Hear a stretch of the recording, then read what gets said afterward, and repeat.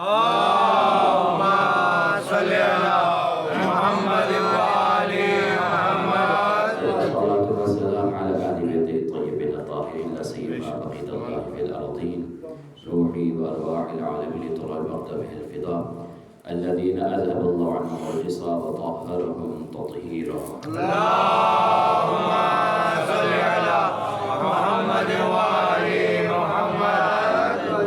أعدائهم يوم عداوتهم يوم الدين رب اشرح لي صدري ويسر لي أمري واحلل عقدة من لساني يفقهوا قولي. حسبنا الله نعم الوكيل نعم المولى نعم النصير. أما بعد فقد قال الله تبارك وتعالى في محكم كتابه بسم الله الرحمن الرحيم وما خلقت الجن والإنس إلا ليعبدون. صدق الله العلي العظيم. صلوات اللهم صل على محمد وآل محمد وعجل فرجهم. 9:13 ہے. مجھے 20 منٹ کا ٹائم دیا گیا ہے. وقت کی پابندی کے ساتھ مختصر خطبہ مختصر کر دیا میں نے. خداوند عالم کا لطف و کرم ہے کہ اس نے ہمیں حق کے چاہنے والوں میں قرار دیا ہے، حق کے ماننے والا قرار دیا ہے. وقت بہت مختصر ہے، اس میں زیادہ کوئی تمہید اور مقدمہ کچھ بھی نہیں. سنام کلام سورہ ذاریات آیت نمبر 56 خداوند عالم ارشاد فرماتا ہے کہ ہم نے انسان اور جنوں کو صرف اور صرف عبادت کے لیے خلق کیا، بندگی کے لیے خلق کیا. چونکہ میں نے کہا طویل نہیں کر سکتا، مفسرین نے اس عبادت کی تفسیر کی ہے لیعرفون سے. لیعبدون کی تعریف کی لیعرفون، یعنی اللہ نے اپنے بندوں کو، جنوں اور انسانوں کو فقط و فقط اپنی معرفت کے لیے خلق کیا ہے، سبحان اللہ، عرفان کے لیے، تاکہ اللہ کو پہچانے. اور اصولاً اور عقلاً بات بھی یہ ہے کہ انسان کسی چیز کی قدر تب تک نہیں کر سکتا جب تک کہ اس کی معرفت نہ ہو. اس کی اہمیت تب تک نہیں جان سکتا جب تک کہ اس کی معرفت، اس کی شناخت حقیقی اسے معلوم نہ ہو. چونکہ ہمارا موضوع صاحب الزمان عجل اللہ تعالیٰ فرج محمد وآل محمد وعجل فرجهم. یہ موضوع میں کہ طویل ہو سکتا ہے. میں کافی کوشش کر رہا ہوں کہ سمندر کو کوزے میں لے کوشش کر رہا ہوں. تفسیر متوان سے مقدمے چھوڑ دے. امیر المومنین علی بن ابی طالب علیہ السلام محمد وآل محمد. وَيْحًا لَكْ يَا خَالِقَانِ إِنَّ لِلَّهِ عَزَّ وَجَلَّ بِهَا كُنْزٌ لَيْسَ مِنْ ذَهَبٍ وَلَا فِضَّةٍ وَلَكِنْ هُمْ رَجُلٌ الْمُؤْمِنُونَ يَعْرِفُونَ اللَّهَ بِحَقِّ مَعْرِفَتِهِ وَهُمْ أَنصَارُ الْمَهْدِي عَجَّلَ اللَّهُ تَعَالَى فَرَجَهُ الشَّرِيفَ. مختصر یہ خود روایت بھی ایک وضاحت طلب ہے، لیکن یہ جملہ جو امیر المومنین نے بیان کیا، خداوند عالم کے یہاں ایک خزانہ ہے. خدا کے یہاں ایک خزانہ ہے. وَلَيْسَ لَهَا مِنْ ذَهَبٍ وَلَا فِضَّةٍ، وہ خزانہ سونا اور چاندی نہیں ہے. وَهُمْ رَجُلٌ، وہ خزانہ مومنین مرد کا ہے جو اللہ کی معرفت حقیقی رکھتے ہیں، اور وہ معرفت حقیقی رکھنے والے صاحب الزمان کے مددگار آخری زمانے کے ہیں.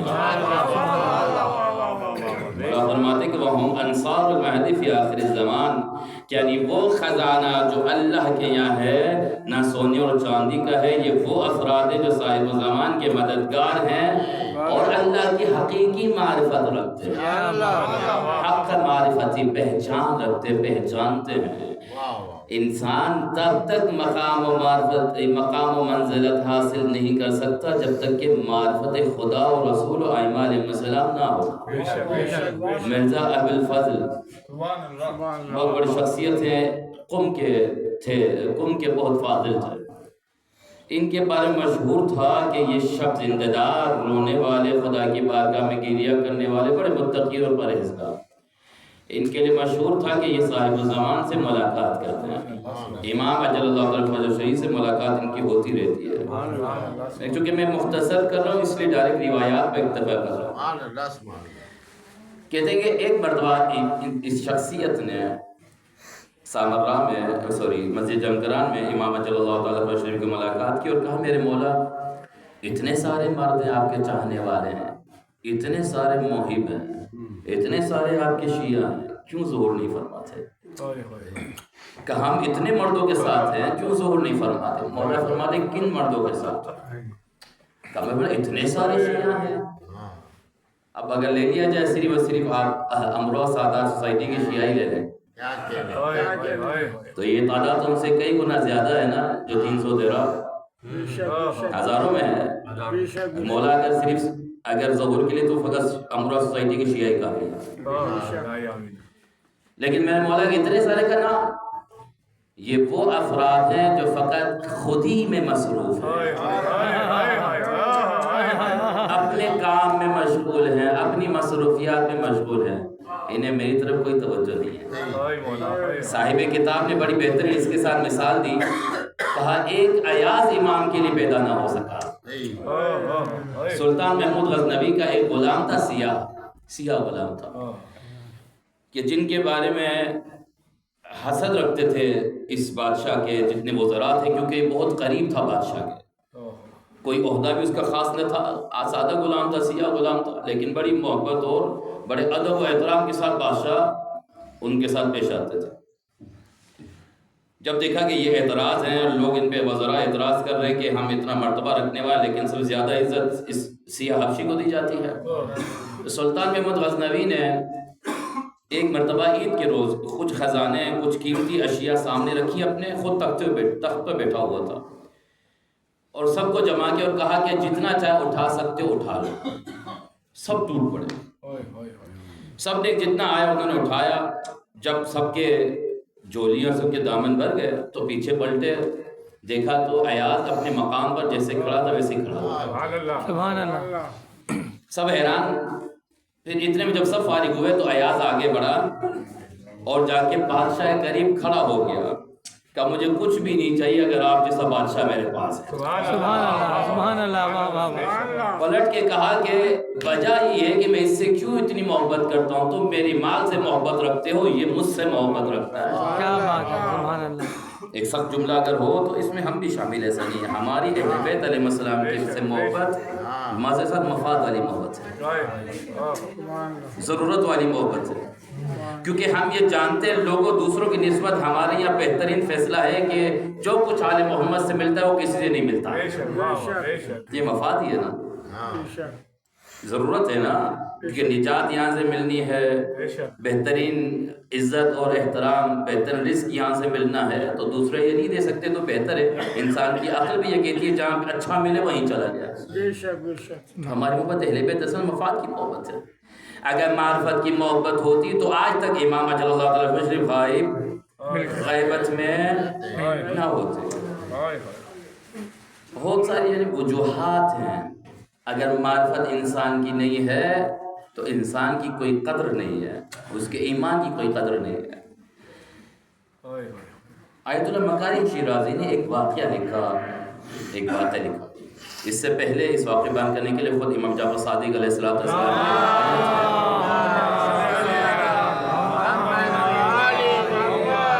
میرے مولا علیہ السلام سے ابو الفضل عباس علیہ السلام کی زیارت کے بارے میں فرماتے لعن اللہ من جہل حقہ، اے ابو الفضل اللہ کی لعنت ہو اس بندے پر جو آپ کے حق سے جاہل ہو، جو آپ کی معرفت نہ رکھتا ہو، جو آپ کو پہچانتا نہ ہو، اللہ کی اس پر لعنت ہو۔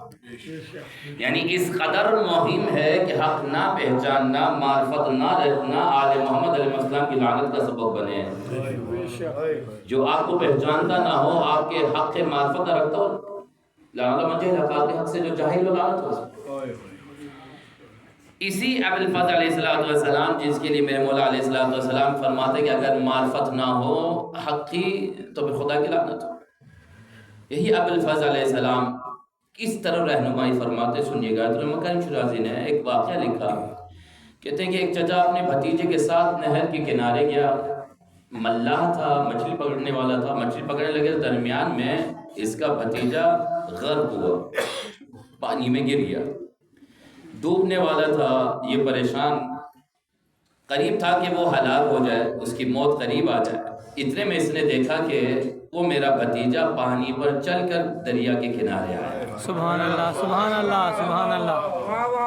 تیر کر نہیں، پانی میں چل کر چلے تیر کے آگے بندہ چلے سمجھ لے کوشش کی اور بندہ نہر کے کنارے پہنچ گیا ہمت کی، لیکن چل کر دریا کے کنارے تعجب کا سبب تو تھا۔ چچا نے پوچھا کہ معاملہ کیا ہے، کس طرح تم دریا میں چل کے آئے جبکہ غرق ہونے والے تھے؟ کیا میں جیسے ہی مجھے یقین ہوا کہ میری موت قریب ہے، میں نے ابوالفضل کو یاد کیا،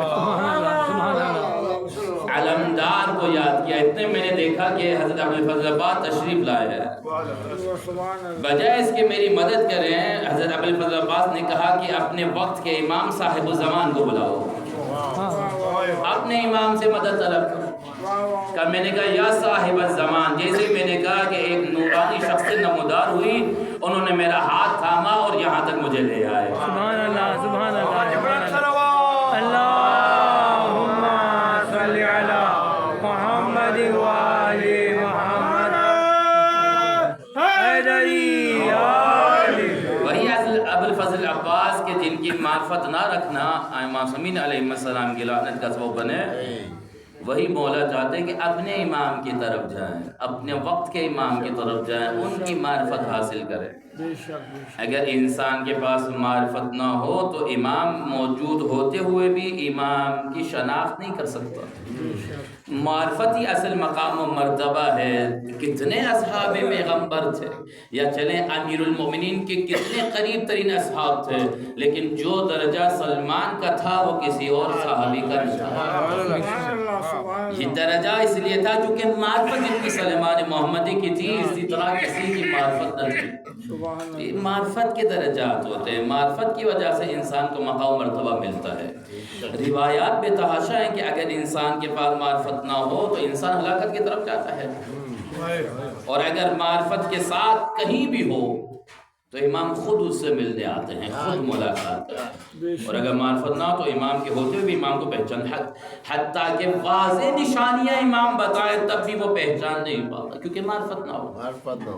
دین کی کیسے حاصل ہوگی؟ جب انسان اپنی واجبات اور تمام چیزوں کو انجام دے اور فقط ائمہ علیہ السلام کے لیے کام کرے، عمل انجام دے، تبھی انسان درجہ معرفت عبور کرتا ہے۔ امام قریب ہو تو بنا پہچان دے، کہ مثال ہو دے دوں، شیخ محدث نوری بہت بڑی شخصیت تھی، شیخ عباس قمی علی اللہ مقامہ اور رضوان اللہ تعالیٰ علیہ کے استاد محترم ہیں، جو مفات الجنہ آپ کے پاس ہے، انہی کے استاد۔ انہوں نے ان واقعے کو لکھا۔ وہ کہتے ہیں کہ جناب حاجی علی بغدادی نامی ایک شخص تھا کہ جو بغداد کے رہنے والا کاروبار بزنس مین تھا۔ جمعرات کے دن وہ نجف آیا، شیخ انصاری اور شیخ مجتہد کاظمینی، یہ شخصیت ہے کیونکہ اس وقت بہت عظیم مرتبہ مجتہدین تھے، ان کو خمس دیا، حساب کتاب کیا، پورے اپنے تمام مال کا اور خمس دے کر پلٹے۔ کہ جب گھر کی طرف جا رہے تھے تو ایک شخص مجھ سے ملا کہ جس نے کہا کہ اے حاج علی بغدادی، چلیں کاظمین آج شب جمعہ بھی ہے، میرے اجداد کی زیارت کریں۔ کہا کیوں نہیں، ایک مومن اگر عبادت کے لیے دعوت دے تو بہتر ہے، چلتے ہیں۔ کہ چلیں میرے ساتھ تاکہ ہم گواہی دیں کہ آپ ہمارے چاہنے والوں میں سے ہیں۔ کہا آپ کو کیسے معلوم کہ ہم آپ کے چاہنے والوں میں سے ہیں؟ کہا چونکہ تم ہمارے نمائندوں کو ہمارا حق پہنچاتے ہو، کہ ہمارا حق ادا کرتے ہو، ہمارے نمائندوں تک ہمارا حق پہنچاتے ہو۔ کہا پھر بھی نہیں سمجھا کیا مطلب، یعنی شیخ انصاری جیسے شخصیت کو یہ اپنا وکیل نمائندہ کہتا ہے۔ پھر المختصر یہ چلے راہ میں کہتا ہے کہ میں نے ایسے مقامات، ایسے منظر دیکھے، جبکہ میری رہائش ادھر ہے، رہنے والا وہیں کا ہوں، لیکن اس سے پہلے منظر میں نے نہیں دیکھے۔ وہ باغات دیکھے میں نے، وہ باغ دیکھا جو اس سے پہلے کبھی نہ دیکھا۔ ان باغ میں وہ پھل تھے جو اس موسم کے نہ تھے، اور موسم اس قدر معطر تھا، ہوا اس قدر خوشبو والی تھی کہ میں یقیناً متعجب ہوا۔ سبحان اللہ۔ کا مختصر کہ چلتے رہے، میں نے کہا چلے ایک شخصیت ہے، ان سے کچھ سوال کر لیتے ہیں۔ کا بتائیں کہ میرے کچھ دوست مشہد مقدس زیارت کے لیے گئے، کیا ان کی زیارت قبول ہے؟ ایک ایک نام لیا، کہ فلاں زیارت کے لیے کیا زیارت قبول ہے؟ اس شخص نے کہا انشاءاللہ قبول ہے۔ دوسرے کا نام لیا، کہا انشاءاللہ قبول ہے۔ تیسرے کا نام لیا، کہ خاموش نے جواب نہ دیا۔ کا مختصر یہ کہ پھر آگے چل کے سوال کیا کہ میں نے سنا ہے کچھ اہل منبر کہتے ہیں زیارت الحسین امان من النار. میں نے سنا ہے کہ شب جمعہ امام حسین علیہ السلام کی زیارت کرنا جہنم سے نجات کا سبب ہے. کیا یہ خطبہ صحیح پڑھتے ہیں کہ جیسے امام حسین کا نام آئے وہ شخصیت رونے لگی, گریہ کیا, سر جھکا کر دھیمی آواز میں کہا زیارت الحسین امان من النار. حسین کی زیارت یقیناً جہنم سے نجات کا سبب, جہنم سے امان کا سبب.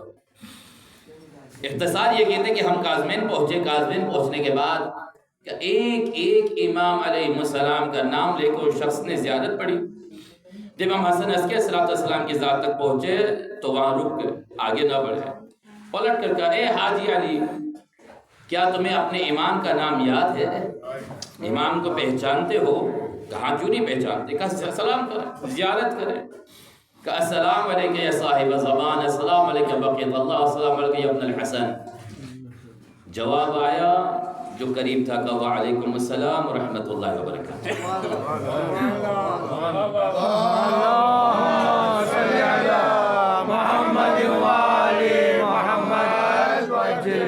پھر بھی متوجہ نہ ہوا. پھر ہم نے نماز زیارت پڑھنا شروع کی. اتنے میں 2 رکعت جو انہی کا حصہ تھا بھول گیا. تھوڑی دیر بعد مجھے یاد آئی اور یہ بھی انہی کے علامات میں سے تھا. کہ نماز پڑھ کے جیسے میں فارغ پلٹ کر دیکھا تو وہ شخص میرے ساتھ. اب آگے میں متوجہ ہوا وہ شخص جو علل اعلان بتا دے کہ تم ہمارے چاہنے والوں میں سے ہو جاؤ, میرے دادا کی زیارت, میرے وکلا کو خمس دیتے ہو, ہمارا حق ادا کرتے ہو, جو غیر کی خبر دے رہا تھا, جو وعلیکم السلام رحمت اللہ بھی کہتا لیکن پہچان. یعنی امام زمان ساتھ ہے لیکن خود صاحب زمان کو پہچان. اور پھر بعد میں کیا حسرت ہی حسرت. کیوں ایسا ہے؟ یقیناً ایسا ہے کہ ہم دعا و دعا پڑھتے ہیں, امام سے مناجات کرتے ہیں, امام کی غیبت پر روتے ہیں, لیکن اکثر اوقات ایسا ہوتا ہے کہ امام ہمارے ساتھ ہوتے ہیں, امام کو پہچان. یہ فقط اور فقط وجہ یہ ہے کہ عزیز علی ان ارى الخلق ولا ترى. دعا و دعا کا جملہ ہے نا, بڑا سخت ہے مجھ پر کہ یہ آنکھیں مخلوق کو تو دیکھیں لیکن آپ کے دیدار سے محروم ہیں. کیوں؟ وجہ کیا ہے؟ وجہ گناہ ہے.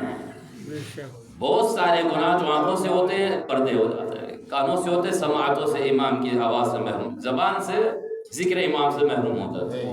یہ گناہ ہی ہے جو انسان کو امام سے دور کرتا ہے. امام ہم سے دور نہیں ہے, ہم امام سے دور ہیں, ہم امام سے دور ہیں. معرفت ہونی چاہیے, امام کی شناخت ہونی چاہیے. جب امام کی معرفت ہوگی تو انسان امام کو پہچانے گا جب امام کے درمیان میں ہوں گے. اسی کتاب میں ایک شخص نے امام علیہ السلام سے شکوہ کیا کہ میں نے کہا نا ہماری محبت امام علیہ السلام مفاد کی محبت ہے, ضروریات کی محبت ہے, ضروریات بہت بہترین ملتی ہے تو امام علیہ السلام تفصیل معذرت چاہتے ہیں, اور یقیناً ایسا ہے, نہ چاہتے وہ بھی ایسا ہی ہے. ایک عبادت تھی جو 20-25 سال 30 سال پہلے خلوص تھا, اس میں فقط اہل بیت علیہ السلام کے لیے تھی, وہ بھی ریاکاری میں تبدیل ہو چکی ہے. آزادی سید شہداء علیہ السلام, امام حسین کا ماتم جو 25-30 سال پہلے فقط اخلاص تھا, فقط اہل بیت کے لیے تھا, اور ظاہر ہوتا تھا وہ ماحول بتاتا تھا کہ کس قدر خلوص ہے اس مجلس میں. لیکن آج وہ بھی ریاکاری کی نظر ہو گیا, دکھاوا, مجلسوں میں بھی دکھاوا, دکھاوا. مفاد ہے نا, بہترین خطیب آئے تاکہ بہترین سننے افراد آ جائیں, تاکہ میری واہ کی کتنی بڑی مجلس کروائی تھی. ممکن ہے کہ مولا ان سے راضی نہ ہو, ان سے راضی ہوں جو آپ کے پڑوس میں رہتے ہوں. ممکن ہے امام ان سے بہتر چلے, ان کو اچھا نہ پڑھنے آتا, لیکن ممکن ہے کہ ان سے بہتر یہ پیغام یہ دے سکتے ہو, ہے نا. کہ مولا شکوہ کرنے لگا, جب حاجت پوری نہ ہوئی نا, شکوہ کرنے, میرے مولا آپ ہماری توجہ نہیں دیتے, آپ ہماری صدا نہیں سنتے, آپ ہم سے غافل ہو گئے ہیں. اتنی میں آپ کی ثنا کرتا رہتا ہوں, اتنی دعا پڑھتا رہتا ہوں, اتنا توسل کرتا رہتا ہوں, آپ نہیں سنتے. خواب میں امام علیہ السلام نے کہا کہ ہم نے تمہاری کب نہیں سنی, کب تمہاری مدد نہیں کی. جب تم بچپن میں تھے, طفلی میں تھے, تم چھت سے گرے, میں نے تمہیں بچایا. کہ فلاں تیری حاجت تھی، تو پریشان تھا، تیری پریشانی میں نے دور کی، تیری حاجت فلاں فلاں مقام، پوری ایک لسٹ امام نے بتائی کہ یہاں یا میں نے تیری مدد کی۔ یہ الگ بات ہے کہ میں تھا لیکن تو میرے سامنے نہ تھا، میں نے تیری مدد کی، یعنی میں دیکھتا تو مجھے دیکھ نہیں پا۔ وجہ کیا ہے؟ معرفت نہ ہونا۔ گناہوں کی وجہ سے انسان خود امام کے درمیان رہتے ہوئے بھی، بلکہ امام سامنے ہوتے ہوئے بھی امام کو پہچان نہیں پاتا۔ یہی وجوہات ہیں امام کی طرف۔ یہ بہت بہترین ایک ذریعہ ہے ہفتے میں ایک روز کہ ہم امام علیہ السلام کے لیے کچھ سنیں، امام کے قریب جائیں۔ اور یقیناً ہلاکت ہے کہ یہ زمانہ جو مہدویت کا زمانہ ہے، جو امام عجل اللہ تعالیٰ فرش حکومت کا زمانہ ہے، اور یقیناً بہت قریب ہے کہ امام عجل اللہ تعالیٰ فجر کی زیارت ہے، کہ یہ علامات بتا رہی ہیں، یہ ماحول بتا رہا ہے کہ زمانہ تبدیل ہو رہا ہے، عدل و انصاف پروان چل رہا ہے، سبحان اللہ سبحان اللہ، حق اور باطل نمودار ہے۔ یہ سب کی سب یہ علامتیں بتا رہی ہیں۔ ایک وقت بس آپ کے بس، کیونکہ وقت بھی مختصر ہے، ختم ہو گیا، 2 سے 3 منٹ ہے۔ وجہ کیا ہے؟ آج آپ نے سنا نا، ان کا اعتراض ہے، کہتے ہیں کہ ہماری جنگ کیا ہے؟ مذہبی جنگ ہے۔ یہودی کیا بولتے ہیں؟ ہماری مذہبی جنگ ہے۔ کیا مطلب مذہبی جنگ ہے؟